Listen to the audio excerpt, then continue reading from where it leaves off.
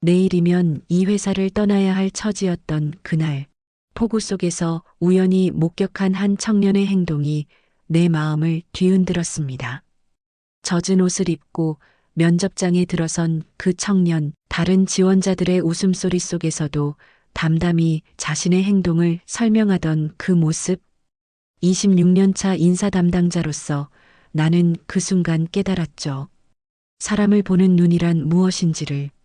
그리고 그 청년이 우리 회사의 운명을 바꾸게 될 줄은 아무도 몰랐습니다. 비가 쏟아지던 화요일 아침, 강민수의 얼굴에는 깊은 그림자가 드리워져 있었습니다. 26살, 이제는 숫자를 세는 것조차 지겨워진 불합격 통보들 사이에서도 포기하지 않았던 그날이었죠. 민수는 거울 앞에서 넥타이를 매만지며 떨리는 손을 진정시키려 애썼습니다. 낮에는 택배 상하차, 밤에는 편의점 알바, 그리고 새벽에는 자격증 공부. 이런 생활이 계속되면서 그의 눈 밑에는 짙은 다크서클이 자리 잡고 있었어요. 이번엔 제발 나도 살아남고 싶다. 민수는 거울 속 자신의 모습을 바라보며 작게 중얼거렸습니다. 그의 목소리에는 절박함이 묻어 있었죠.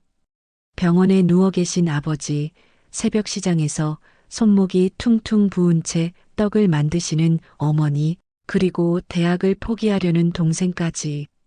이 모든 무게가 민수의 어깨를 짓누르고 있었습니다. 오늘은 국내 굴지의 대기업 최종 면접 날이었어요.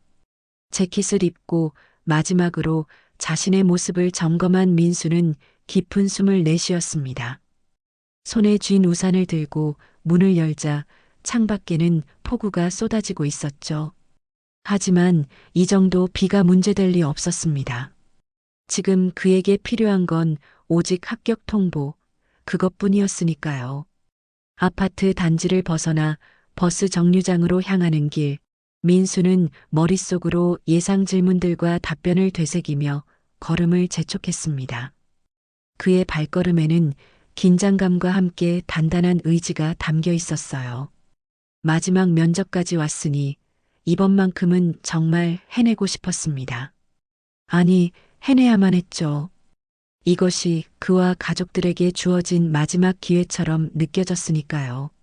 면접장까지 가는 길, 폭우는 더욱 거세져 우산을 뚫고 들이치는 듯 했습니다. 시간은 벌써 오전 9시 30분, 면접 시작까지 30분밖에 남지 않았죠. 민수는 발걸음을 서둘렀습니다. 그때였어요. 작은 언덕길을 올라가던 중 민수는 허리 굽은 노인이 리어카를 밀다가 미끄러져 넘어지는 모습을 목격했습니다. 노인은 여든을 훌쩍 넘긴 듯한 모습이었고 리어카에는 폐지와 빈 병들이 가득했어요. 비에 젖은 도로에서 리어카가 미끄러지면서 노인의 몸이 함께 넘어졌고 그 충격에 폐지들이 사방으로 흩어지고 있었습니다. 한순간 민수는 갈등했습니다. 그냥 지나치면 시간 맞출 수 있어. 근데 민수의 머릿속에서는 시계 초침 소리가 점점 크게 들려왔어요. 면접 시간이 다가오고 있었습니다. 하지만 그의 발은 이미 노인을 향해 달려가고 있었죠. 할아버님, 괜찮으세요? 우산을 내려놓고 노인에게 달려간 민수는 비에 흠뻑 젖었습니다. 그의 셔츠와 바지에는 흙탕물이, 머리카락은 비에 젖어 이마에 달라붙었지만 민수는 개의치 않았어요. 노인을 조심스럽게 일으켜 세우고 흩어진 폐지들을 주워 담았습니다. 고맙네, 젊은이. 이런 비 오는 날에. 노인의 떨리는 목소리에 민수는 빙그레 웃음을 지었습니다. 리어카를 함께 언덕길 위까지 밀어 올리고 민수는 시계를 확인했어요. 10시까지 20분. 이제 뛰어야 했습니다. 괜찮으세요? 이제 저는 가봐야 할 것 같습니다. 노인에게 인사를 건네고 민수는 미친 듯이 달리기 시작했습니다. 그때 가까운 거리에 주차된 검은색 세단 안에서 그 모든 광경을 지켜보던 한 남자가 있었죠.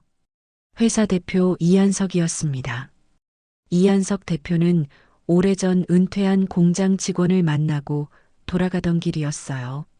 리어카가 넘어지는 것을 보고 도우려 했지만 이미 어떤 청년이 온몸을 던져 돕고 있는 모습을 목격했습니다. 검은색 세단 안에서 그는 창문을 열고 그 광경을 지켜봤죠. 이름도 모르는 저 청년. 사람이구나. 가슴이 먹먹해지는 감정을 느끼며 이한석은 입술을 깨물었습니다. 오랜만에 본 진짜 인간다움에 그의 마음은 잔잔한 파도처럼 일렁였어요. 운전기사에게 면접장으로 가자고 말한 그는 창밖으로 흘러내리는 빗물을 바라보며 생각에 잠겼습니다. 한편 민수는 숨이 턱까지 차오르는 것을 느끼며 면접장 건물에 도착했어요. 엘리베이터를 타고 15층으로 올라가는 동안 그는 자신의 모습을 확인했습니다. 거울에 비친 자신은 비참했죠. 깔끔하게 다림질한 셔츠는 이제 흙탕물 자국으로 얼룩져 있었고 머리는 완전히 엉망이었습니다. 이렇게 가면 합격은 글렀어. 민수의 마음속에서는 절망감이 슬금슬금 피어났습니다. 하지만 이내 그는 고개를 저었어요. 지금까지 온 길을, 가족들의 기대를, 그리고 자신의 꿈을 포기할 수는 없었습니다. 민수는 화장실로 달려가 최대한 옷의 물기를 털어내고 머리를 정돈했지만 이미 상황은 손쓸 수 없이 엉망이었죠. 그렇게 민수는 면접실 앞에 도착했습니다. 문을 열고 들어서자 20여 명의 지원자들이 그를 바라봤어요. 완벽하게 차려입은 지원자들 사이에서 흠뻑 젖은 채 선 민수는 외롭게 보였습니다. 민수가 자리에 앉자 옆자리의 지원자가 코웃음을 쳤습니다. 깔끔한 수트를 입은 그 남자는 주변 사람들에게 들리도록 일부러 큰 소리로 말했어요. 면접 보는데 꼴이 그게 뭡니까? 우산도 못 챙겼나 봐요? 그 말에 주변 몇몇 지원자들이 웃음을 터뜨렸고 민수의 얼굴은 순간 붉게 달아올랐습니다. 수치심과 분노가 뒤섞인 감정이 그의 가슴을 옥죄었죠. 하지만 민수는 이내 고개를 들고 조용히 말했습니다. 비 오는 길에 리어카 끌던 어르신이 넘어진 걸 봤습니다. 그냥 도와드리고 왔습니다. 그 말에 웃음소리가 멎고 면접실은 순간 정적에 빠졌어요. 민수는 자신의 손을 내려다보았습니다. 아직도 약간 떨리는 손. 그 손으로 노인을 일으켜 세우고 리어카를 밀었던 기억이 선명했죠. 그때 조용히 열리는 면접실 뒤편문. 모두가 고개를 돌렸고 대표 이한석이 들어섰습니다. 모든 지원자가 자리에서 일어나 인사했고 이한석은 조용히 고개를 끄덕이며 자리에 앉았어요. 그리고 그때였습니다. 이한석과 민수의 눈이 마주쳤죠. 민수는 깜짝 놀란 눈빛을 감추지 못했지만 이한석의 입가에는 미묘한 미소가 맴돌았습니다. 그는 이미 민수를 알아보았고 그의 마음은 이미 움직였지만 더 지켜보려는 조용한 결심을 했어요. 면접을 시작하겠습니다. 지원자 여러분, 자기소개부터 시작해 주세요. 이한석의 목소리가 면접실에 울려 퍼졌습니다. 첫 번째 지원자부터 차례대로 자기소개를 시작했죠. 민수는 긴장된 마음으로 자신의 차례를 기다렸어요. 과연 이런 모습으로 면접을 통과할 수 있을까? 그의 마음은 불안감으로 가득했지만 어쩐지 이한석 대표의 눈빛에서 작은 희망의 불씨를 발견한 듯한 느낌이 들었습니다. 자기소개가 끝나고 본격적인 질문 시간이 시작됐습니다.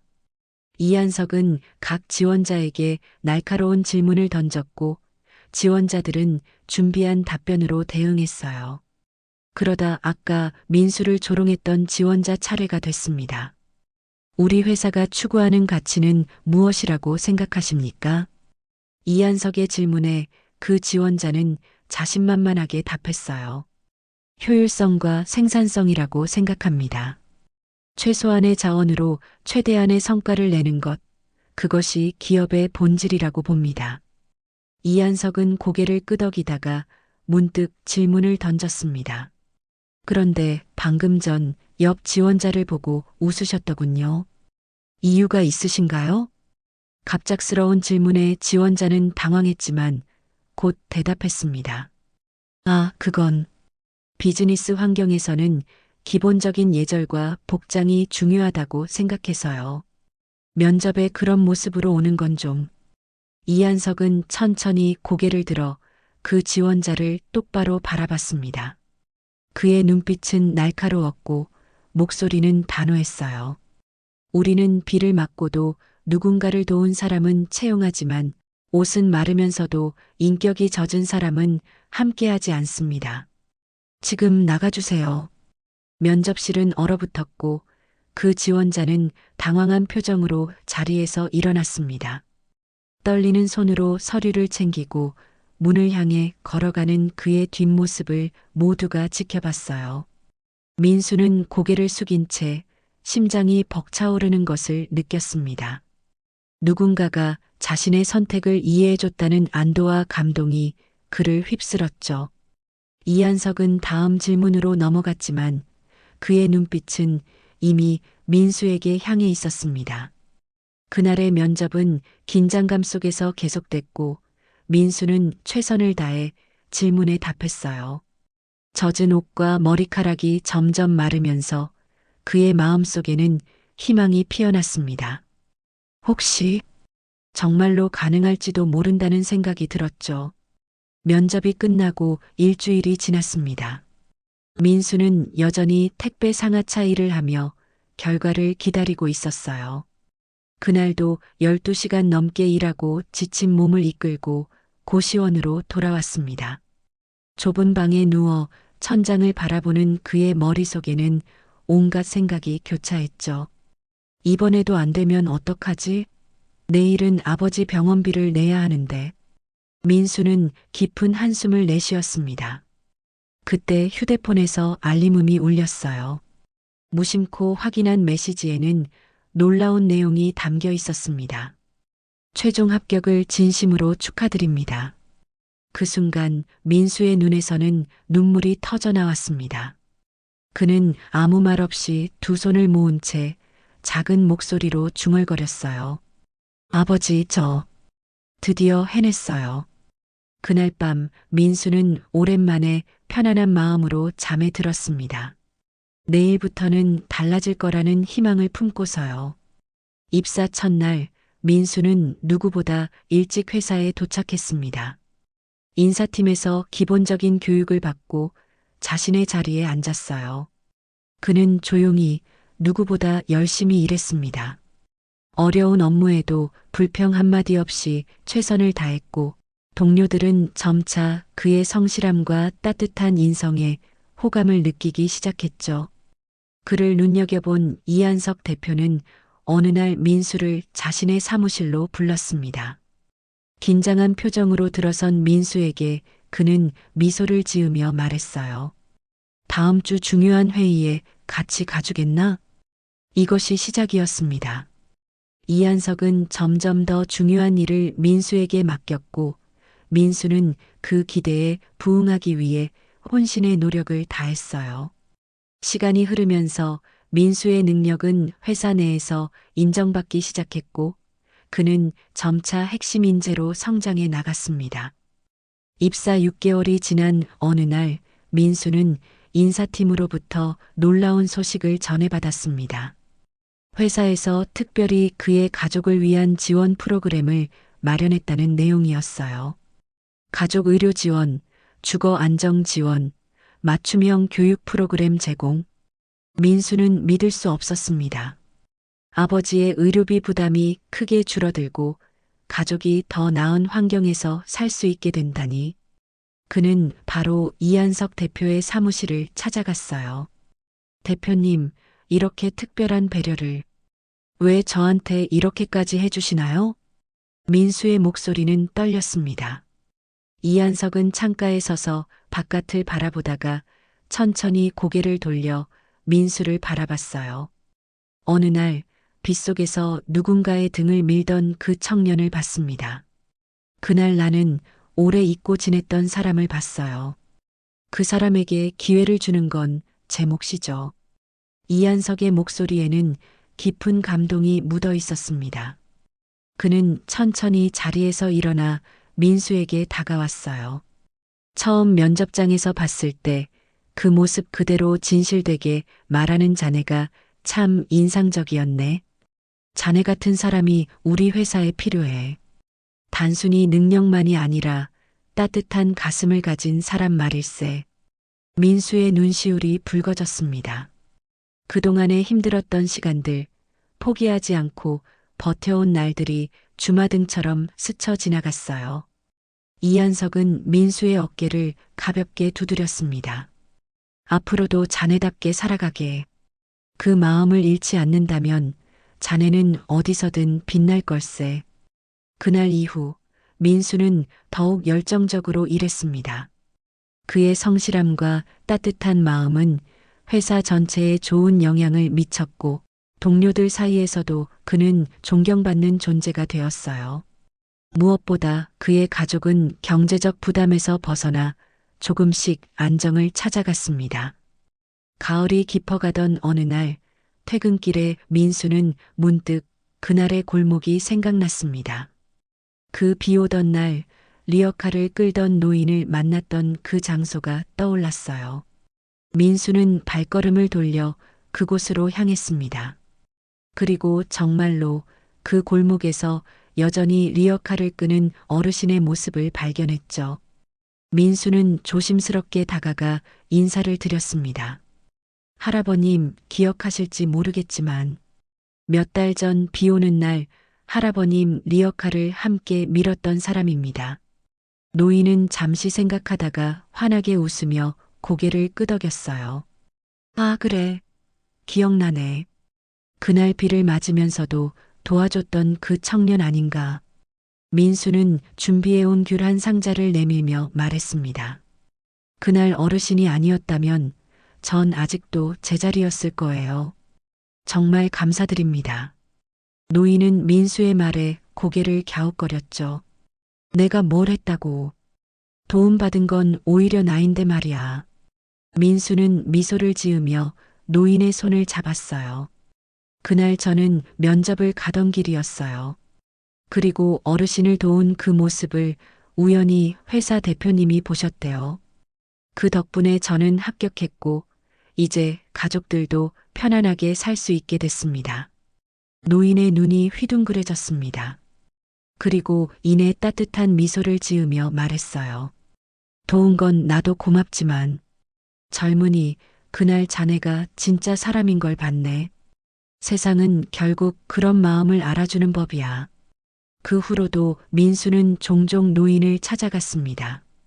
때로는 간식을 사들고 때로는 그냥 이야기를 나누러요. 그것은 그에게 있어 감사함을 표현하는 방식이었고 자신의 뿌리를 잊지 않기 위한 작은 의식이었습니다. 몇 년이 지나 폭우가 내리던 어느 날 한 후배가 민수에게 물었어요. 선배, 또 우산 안 가져오셨어요? 민수는 미소 지으며 말했습니다. 누군가를 도와야 할 때 두 손이 비어 있는 게 편하더라고. 그리고 우산 하나 없이 회사를 나섰습니다. 그는 오늘도 비에 젖어갔지만 그의 마음은 세상 누구보다 따뜻했어요. 비에 젖은 그날의 선택이 그의 인생을 바꾸었고 이제 그는 다른 이들의 인생도 조금씩 바꾸어 나가고 있었습니다. 세상은 결국 마음을 알아봅니다. 비에 젖은 옷은 말라도 젖은 마음은 오래 남는 법이니까요.